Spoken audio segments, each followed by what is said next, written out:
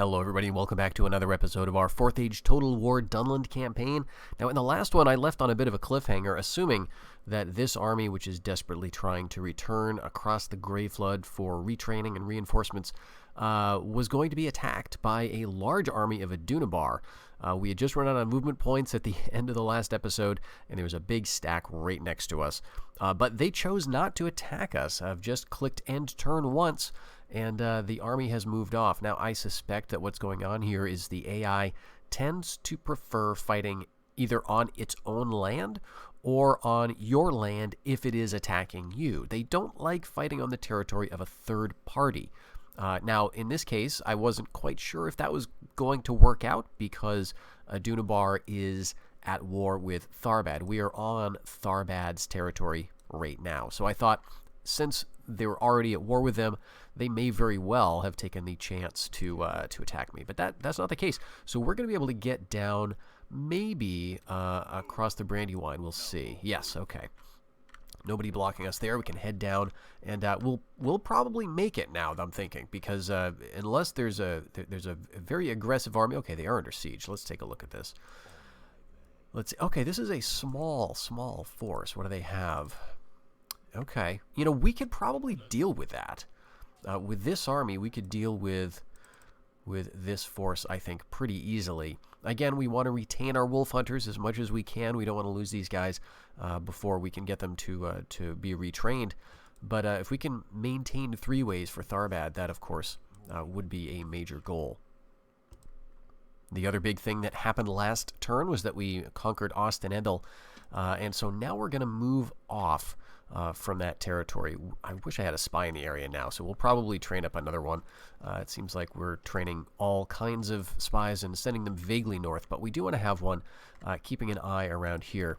We can take these forces and move them up, leaving behind, I guess, probably one of these guys, Dunlanding mercenaries. These are not quite as good as our own axemen, although they look superficially rather similar.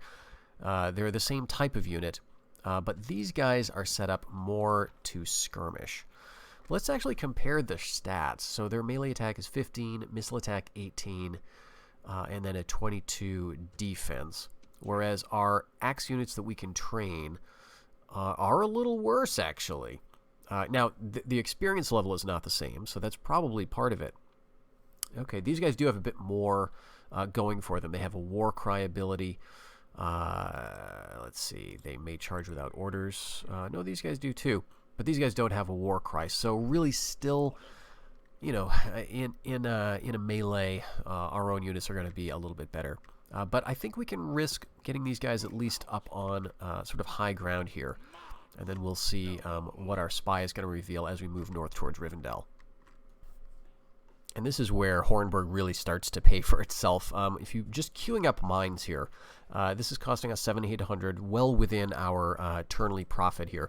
We're going to increase our trade by 600 or so, and then our land tax by another several hundred. Now that's of course going to increase mismanagement by a few hundred, but that's going to easily be overcome by just the sheer advances we're making. So always worth it to get the Hornburg connected to a trade network in particular. Those mines do, again, you know, a fair amount of land tax, which sort of represents the land rents, I suppose. It's sort of a catch-all for kind of local land ownership income.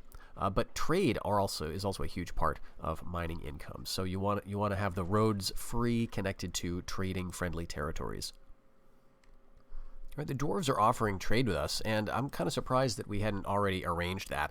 We're going to ask for cash because we now share a border with them, and the AI, in my experience, will actually pay for trade if they do share a land border. So let's ask for a lot. 5,000 Marion to trade with the dwarves. They're just offering trade rights. All right, I bet maybe we can change it to considerably lower. See if they budge. Nope. You know what? I'm thinking we don't need to pay to trade with the dwarves. I'm thinking we will not worry about paying for that privilege. I've got some other plans. You may have already guessed them as we're being attacked by Rohan. But you know what?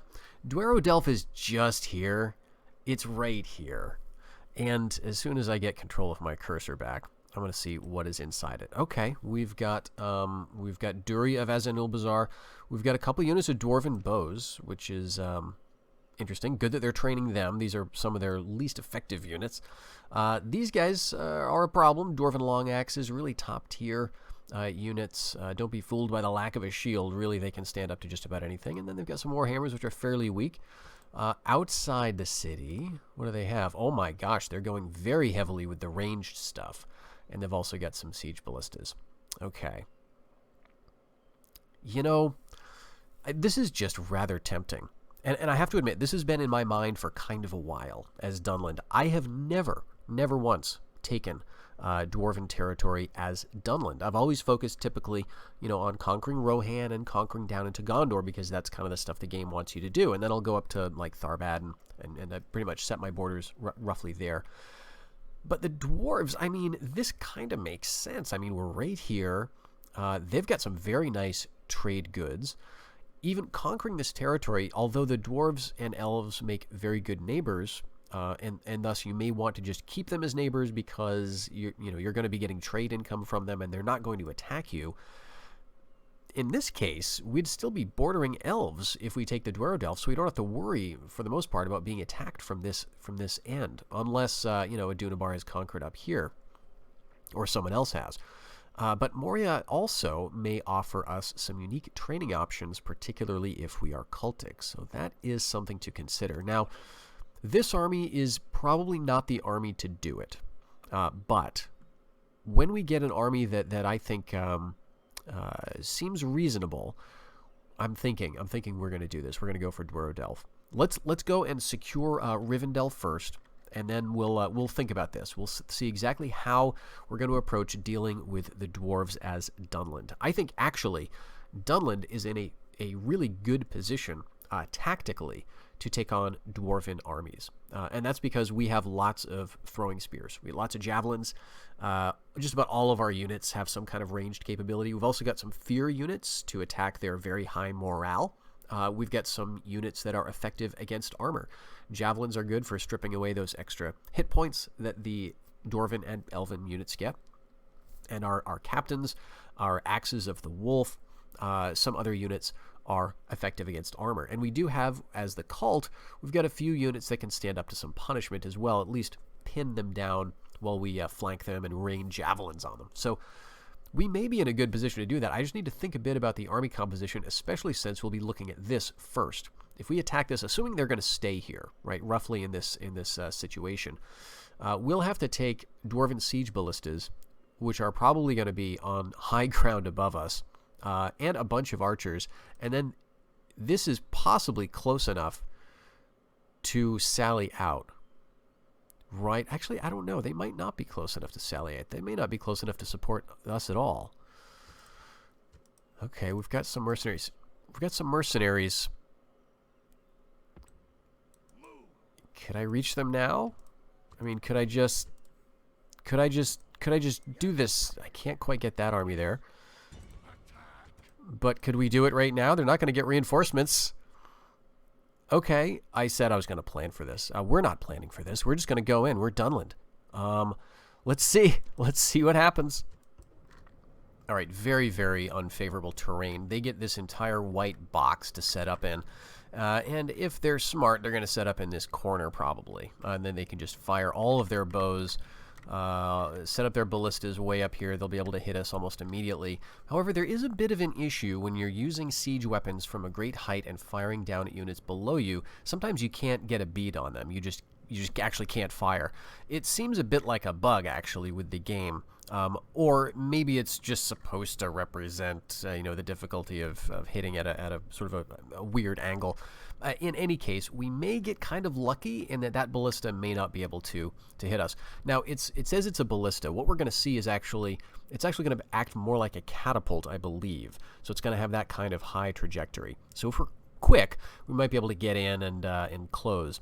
The other reason, so why am I doing this? This is, again, why am I attacking now? Well, partly it's just because I kind of want to, but the other reason is I'm a little concerned that they're training siege weapons, because that's something that the AI factions tend to do when they're running low on population. And so especially if you pay attention around like Erebor, you'll find that they may have what looks to be like nothing but just siege equipment. Armies full of Dwarven siege equipment, which is terrifying and actually extremely difficult to deal with. In this case, we've only got the one, but I'm a little concerned that if we wait for too long, they're just going to make more and more. So I don't want that to happen. So for that reason, that's part of my thinking here. If we get going on this fast, then we may be able to end that threat. They don't have any other siege equipment in the Dwarven, so you know that could be good. We could stop it. What else do we need to think about here? Well, also the Dwarven is not showing up as reinforcements, so that's the other nice thing. Okay, so let's get these units kind of together. Yeah, let's get all the archers and ranged guys like that, I guess. This formation's probably pretty decent. We've got our Dunland axemen, which we want to make sure we're firing at will. Everyone else is firing at will. Spears of the Shadow in the middle. These guys on the flanks. Our general far back. I think that's pretty reasonable. We're going to go like this, group them up. And actually, I think I want my infantry guys to be right on the far right, because that is going to get them kind of the highest ground. Now, they may not set up in the corner. They did. They totally did. All right, well, we'll see how this goes. The other thing is, most of their army is archers, right? And the only unit that is not archers is this unit, which is one of the weakest variety of Dwarven units, Dwarven axes. So this is your Tier 1 Dwarven infantry, basic as it gets, melee unit. Now, I could rush up here with my cav. I'm a little concerned though that that's gonna get wrecked by all the archer fire. Their captain, by the way, is an archer unit. These guys are pretty easy to deal with in terms of melee. I mean, relatively speaking, they're relatively easy to kill. So we may be able to do some damage to them. This may not be the army that kills them, right? This may not be the army that we bring that actually defeats this one. But it may take us a few tries. But I think we have a pretty good chance if the terrain were working with us. But quite honestly, the terrain is never going to be working with us since we're attacking the dwarves. All right, let's get these guys set up. We can kind of go over here. And if they recognize that we're going to be trying to outflank them, then they may waste time moving these guys around. That's exactly what I want, by the way.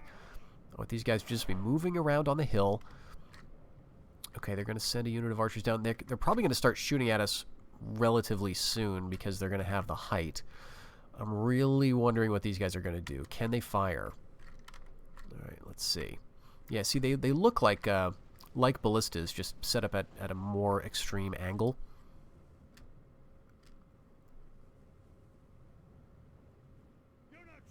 All right, are they firing? We're not really getting anything just yet. They're moving. We didn't get any fired on us. It almost looked like they were. Let's see. Okay, they are now, and we're getting the bows, I think, moving towards us. I'm walking my men, although probably I shouldn't bother at this point because they're already utterly tired, right? So everyone can just run. And these guys are starting to get hit by arrow fire, but they are fresh. Cavalry do not get tired when you just walk them up hills. What are these guys doing? They've not been effective at all yet with these siege weapons. Get a few kills, I think, thanks to archer fire. Yes, there they go. There they go. How bad is this going to be? Okay. Yep. See, they're not doing too well. All right, we got to run the archers up, or the cavalry up. I don't know how effective the cav is going to be. But maybe they'll... this is... Okay, that could have been a lot worse. Gosh. Well, maybe they'll serve as targets, right? It looks like they're targeting my cav. That's actually great. So cavalry is bait. Everybody else is just kind of going to move in to position. We can get a bit of height on them. Oh, nope. Their bait's not working. Well, if they're not going to... Yeah, that's pretty bad. That's just Dunlanding mercs. That's why you lead with the archers and skirmishers. Send the cavalry around. We got to take their attention. All right, so far they're doing horribly bad with their shots.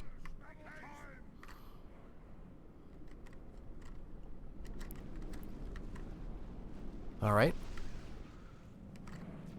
Honestly, this is kind of doing okay. I'm going to wait for the cav to set up. I do want to get a nice charge. Oh, that could be bad. Nope. See, they overshoot.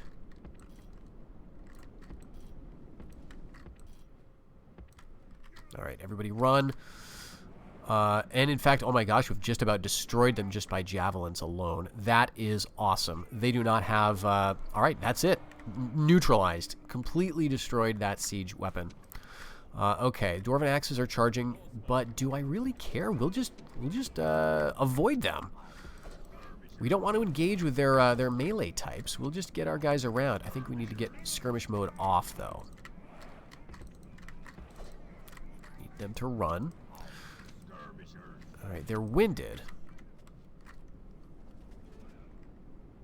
These bows are wavering. I mean, these guys are not doing so great. This is actually going to go a lot better than I thought, maybe. Maybe. These Dwarven bows are attacking, but our archers are firing back.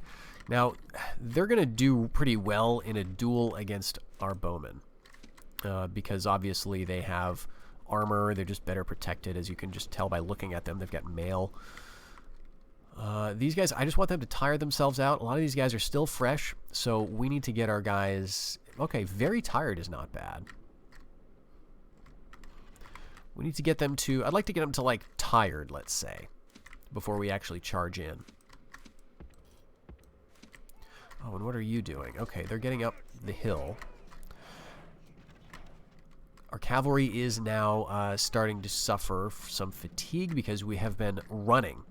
Marching up hills, totally fine to do with cav. They don't take any fatigue loss there. All right, we're doing some damage with our bows.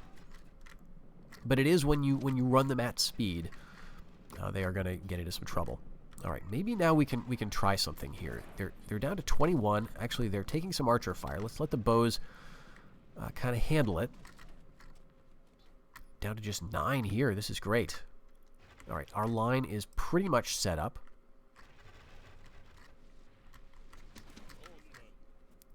I want to wait until we're not firing anymore, and then I'll do some charging. Although, yeah, they've got their axes out in front. Let's see. Let's go ahead and move a little bit. They're maneuvering pretty well, so they've got the hill advantage still. I don't know if it's worth really trying to completely outflank them, because I've got cav for that, honestly.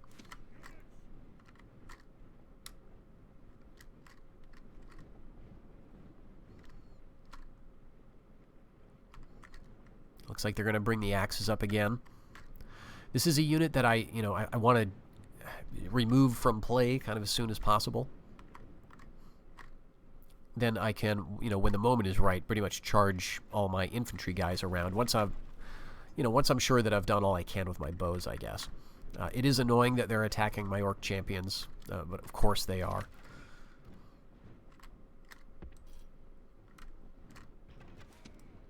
Alright, they're just going to keep going after my cav. We'll just keep kind of moving out of the way. And we have a lot of arrows left in our quivers, so that means we can do a great deal of damage. They're utterly tired now. And some of their units are utterly tired as well. Some of their bows have been moving back and forth. Some of their guys are fresh. So this is not going to be a cakewalk by any stretch. Alright, yeah, you guys just halt and start firing. Now, what I could do at this point is maybe move these guys down here to hit the bows. Bring these guys back to, call them back. Our bows will start shooting them in the back. You see how it takes a little while to really get any kills on these Dwarven units. We want to completely surround them with our cav, I think. It's easy to underestimate dwarves. Yeah, we're taking some losses even here, even against utterly tired, units with just, I think they had 16 when we charged, and they're still not routing yet, even with no family member to lead them. Alright, there they go. Let's get out of here.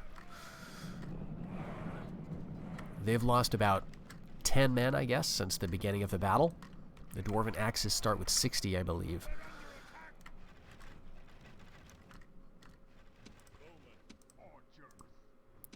Alright, the thing about the AI, though, is that they tend not to focus down on a single unit, although we have taken a lot of damage with these orcs. You know, let's get the Spears of the Shadow up. That's what these guys are for.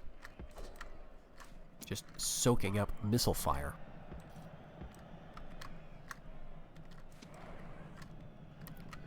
I want to sneak uphill to get around these Dwarven axes. Yeah, we've lost more than half of our orc champions. But again, you know, part of me wants to just rush them in, but they're going to skirmish away. We'll be able to catch them because they are short Dwarven, you know, units. But it'll still be annoying, and we'll be surrounded and shot at kind of the whole time. So let's just halt here. These Dwarven bows are going to charge into my Spears of the Shadow.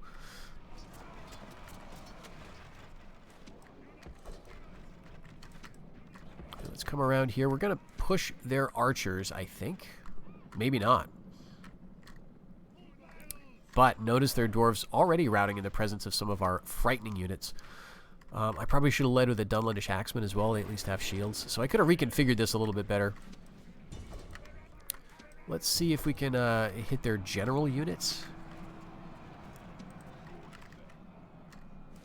Get them all here. There's just two basically full units of archers left.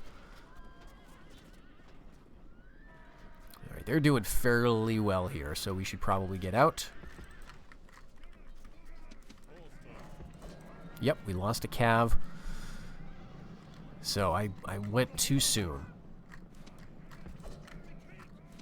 I'm thinking of this too much like typical archer units. Okay, but there they go. They've routed that unit. We will take out those Dwarven bows who are routing. Now, these guys may be withdrawing. I'm not totally sure. If so, though, they're not going to get back any of their siege guys.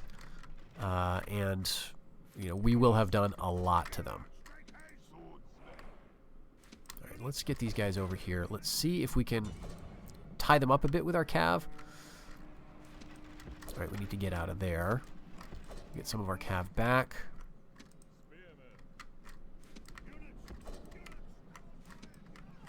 Alright, that'll slow them down. I don't want them to get off map if possible, but I think they're probably going to make it.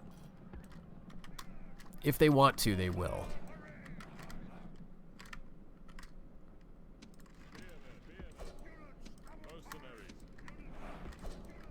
Yeah, it looks like they're going for it. Although, we will probably be able to get these Dwarven axes off our back, and that would be great, I think. So we'll halt this. We'll halt everybody because they can all throw javelins. I think I'll war cry just the orc champions. We'll get them to do a bit of fighting here. 37 shaken. And it looks like they're going for it. This is the unit that has been left behind to cover the retreat of the general. Let's send in the orc champions. Let's see if they rout before they get there.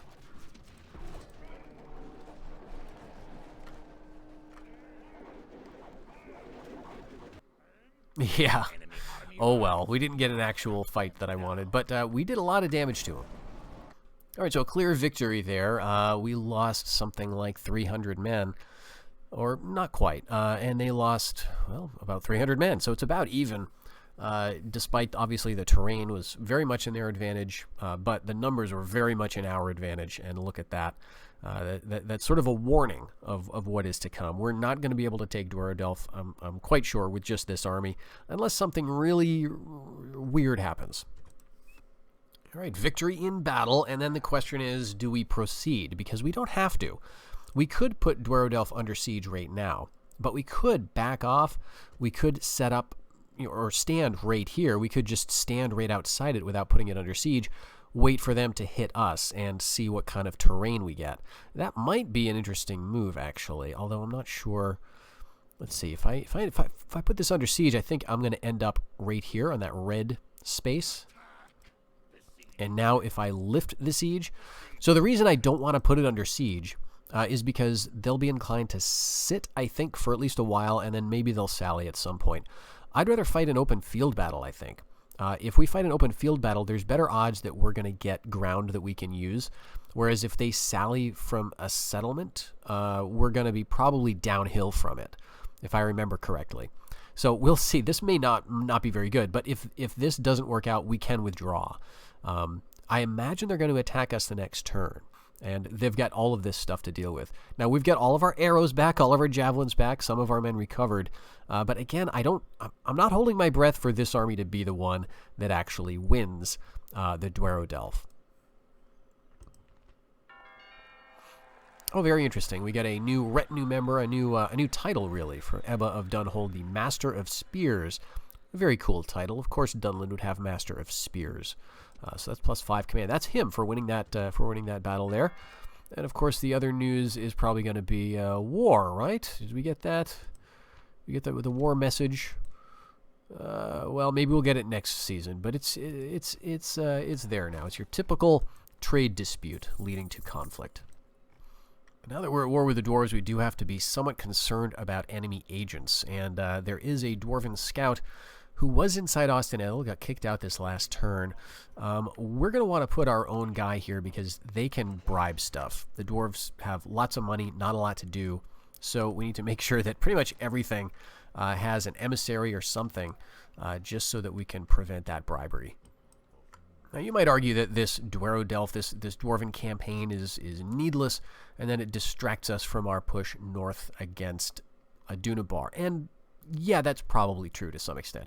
On the other hand, this campaign at the outset was about gaining control of the mountains, right? This was about establishing a new hillman empire along the Misty Mountains. And so Dwarven, I think, is an important part of that. It'll allow us, theoretically, access to the Anduin. There's also a few orc holds on this side of the mountains. And once we go cultic again, we can make use of those as well. So I think that's going to be sort of a nice. This is a feature, not a bug, of our recent war. And yes, we will have to worry about Adunabar, but we do currently, right? We do have to worry about them currently. This is not that far afield, and also defending these places from a sudden attack from Adunabar is going to be a lot easier. It's a lot closer to our recruitment centers, right? We can scrape together another full stack, head it north.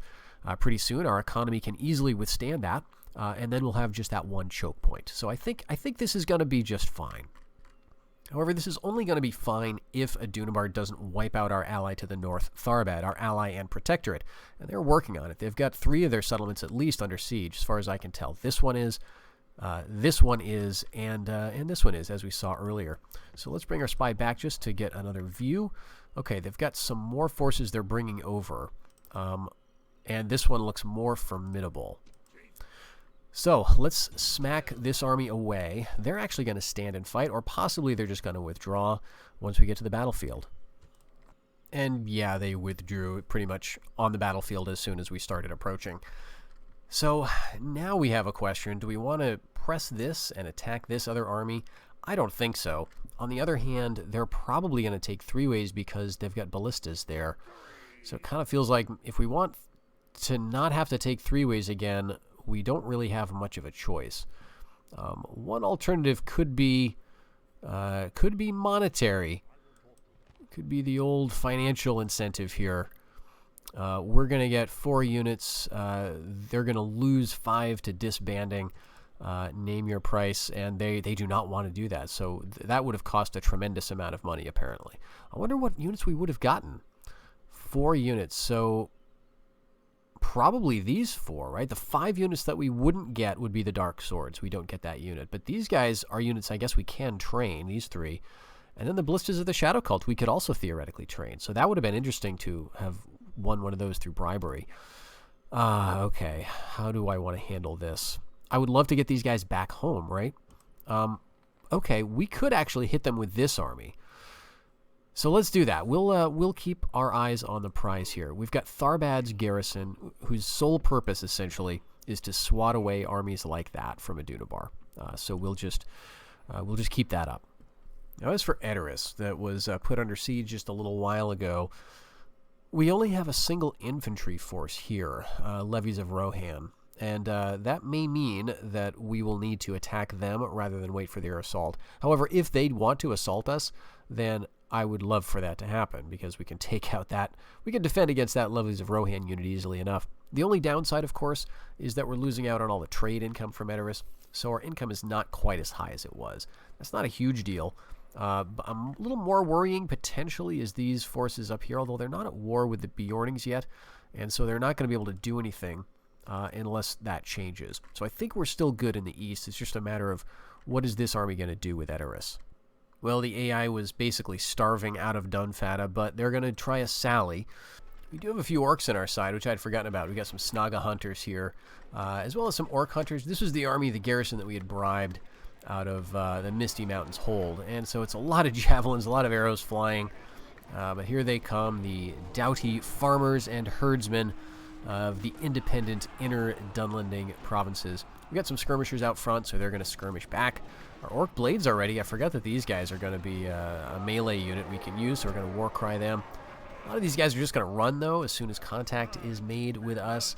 We don't have any scary units as such, I don't believe. Oh, we do have wolf hunters that are relatively far back. So you know what? May as well run these guys forward. The enemy army is running like a startled goat. Hunt him. Goats make good eating. What we don't have here is cav, and that would be nice in a situation like this, of course. We want to go raid for these units just to get them all to rout, and we may as well just have everybody rush forward too. Some of these guys are going to, of course, get back into the fight.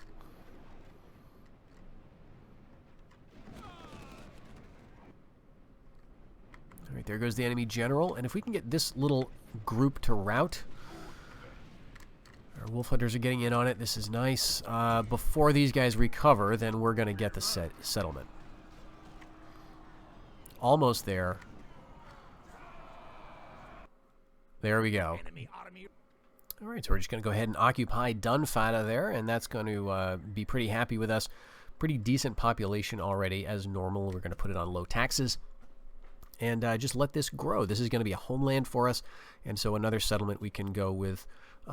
Geez, I don't know what I'd want to do with this. It doesn't look like it's got fantastic resources. Maybe it has timber. Central Inidwaith? Yeah, I guess it's got timber here, but it probably would be mostly more of a military settlement, except that we don't really need it to be that. Well, what I do have, though, is a few units of tribal spearmen. We'll just bring them over to serve as garrison, and all these other guys can go back to get some training. We probably don't even need all three of them, but whatever. The province is going to grow pretty quickly, and at some point, the unrest is going to grow along with it. And yes, the dwarves have pulled in the Kingdom of Dale as part of their war with us, so that is a conflict we've got going on now, which is interesting.